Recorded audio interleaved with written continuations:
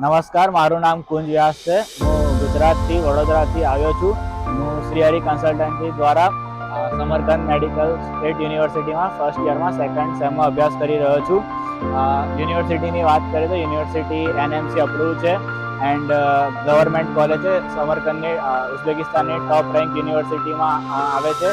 અહીંયા ફર્સ્ટ યરમાં બધા clinical subject mostly યુનિવર્સિટીમાં જ લાગે છે. અહીંયા બધા ટીચર્સ હોય છે તે હાઈલી ક્વોલિફાઈડ હોય છે એન્ડ તેમનું બધાનું FMG ક્લિયર હોય છે. સેકન્ડના બધા પ્રેક્ટિકલ જે સબ્જેક્ટ છે તે અહીંથી જે યુનિવર્સિટી ટાઈઅપ એક હોસ્પિટલ છે રિપબ્લિકન, તેમાં થાય છે. જે અહીંથી 15 minute by walk and 10 minute by bus યા કેબ દ્વારા આપણે જઈ શકીએ છીએ. અને એ હોસ્પિટલ છે તે અમારી હોસ્ટેલ સારી એકદમ પાછળ છે, તો બહુ નજીક પડે છે ત્યાંથી.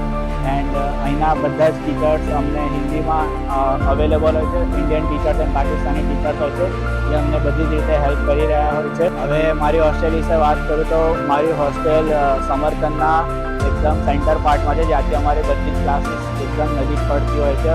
હોસ્ટેલમાં સાફ સફાઈ બહુ જ સરસ રીતે હોય છે. દિવસમાં 2 ટાઈમ બધું મેડ દ્વારા વોશરૂમને બધા ફ્લોર સાફ કરવામાં આવે છે.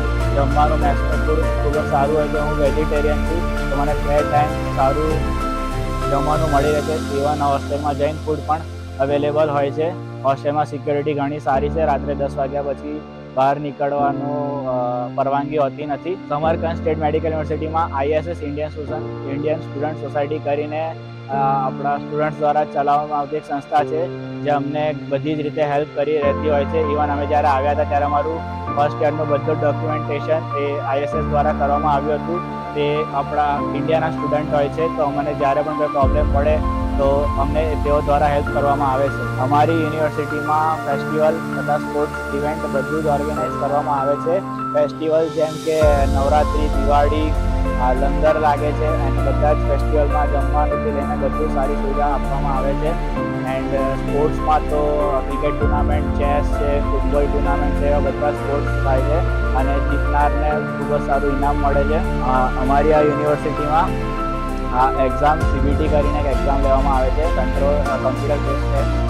જેના દ્વારા FMG એક્ઝામની અમારે ખૂબ સારી પ્રિપેરેશન થાય છે.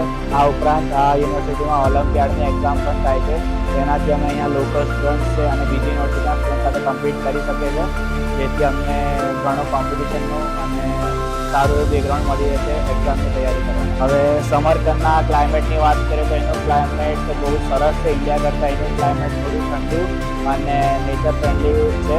અહીંયા શિયાળામાં ઠંડી થોડીક વધારે હોય છે એન્ડ ઉનાળામાં ગરમી પણ આપણે ઇન્ડિયા કરતાં તો ઓછી હોય છે, બટ એનું ક્લાઇમેટ સારું હોય છે એન્ડ નોર્મલાઇઝ ક્લાઇમેટ હોય છે.